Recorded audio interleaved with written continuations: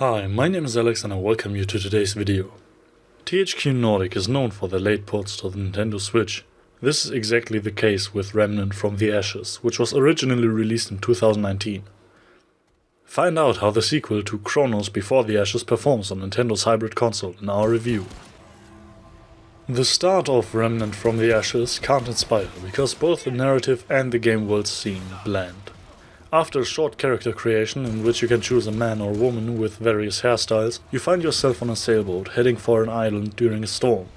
On it, a Tower of the Dragon awaits in a wilderness populated by beasts, which you have to reach in order to once again save humanity.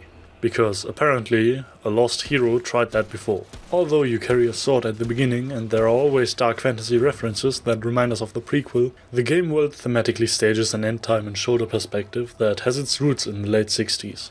Station 13, which serves as the base, provides post-apocalyptic flair akin to Fallout with its containers, computers, concrete mixers and reactors, but looks quite ordinary.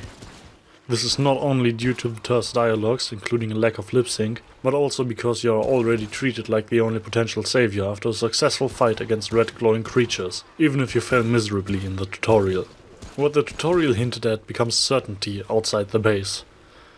There are quite simple melees that only allow for light and heavy attacks, which sometimes hit wildly into nothing due to the lack of enemy fixation. Special maneuvers, stances, counters? Missing. Instead, it's definitely worth it to get behind an enemy because that causes more damage. Up to this point, the adventure looks like a poor man's Bloodborne, especially aesthetically and in view of so many familiar content aspects, but this fleeting assessment will soon be revised. Because there is something else, the guns. Here I was very skeptical at first, but Gunfire Games stages a good dynamic, a great weapon feeling. As soon as you elegantly dodge and pull the trigger, it's suddenly fun. When a horde of screeching monsters rushes in, you can just about stop them with a continuous pistol fire before a disgusting boil monster explodes and harms you with the poisonous haze. Two elements intensify the shooting experience. Firstly, you can see impact shots. This means that the monsters mentioned above are visibly knocked back by the bullet, especially in the air. This looks very damn cool. Also, bullet impacts have a different effect, with other weak points besides the head, especially on medium-sized enemies. But you have to keep moving all the time, because you'll get pelted with grenades and projectiles even from a distance. Very convenient and life-saving against heavy machine gun demons is that you can change shoulder orientation for it. What isn't a problem in the normal battles and increases the tension because you can't memorize levels, causes some annoyance in the more than 20 hard-hitting boss fights with their monstrous creatures. Since you can't turn around quickly, the smaller enemies that suddenly appear in the back chase you from all sides next to the actual boss and then explode, cause many deaths that can feel unfair. There hasn't been a Souls game where even the first boss frustrated in this way, even though its behavior itself is anything but complex. On the other hand, the areas here are pleasantly large, which is a reasonably good compensation. All of this feels familiar to Souls players, of course. But here you miss not only the direct duel in the boss fights more often, but the balance for solo players.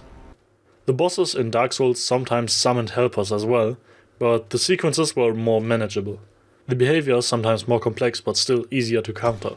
At this point, cooperative players have an advantage, even in pairs. One can play the decoy that teases the boss while the other takes care of the little minions. In addition, the bosses are easier in a team-up of 3 people because, in addition to tactical agreements, there are some group-related effects that heal everyone in a radius or let them reload faster. The balance is then right again.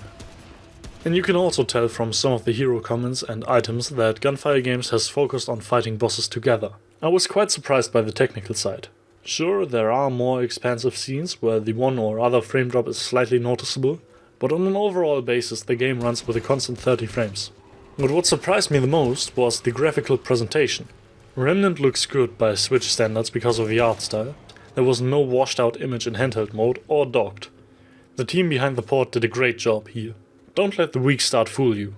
Yes, Remnant from the Ashes looks replaceable at first. The characters look like they belong in the background and the story makes you yawn. But once you start pumping bullets into the demons, it feels really good.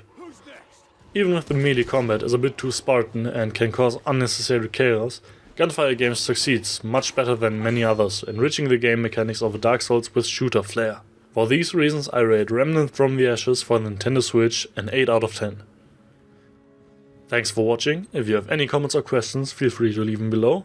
If you liked it, we would be very happy about a like and a subscription, or if you're interested in getting early access to our future reviews, feel free to visit our Patreon page.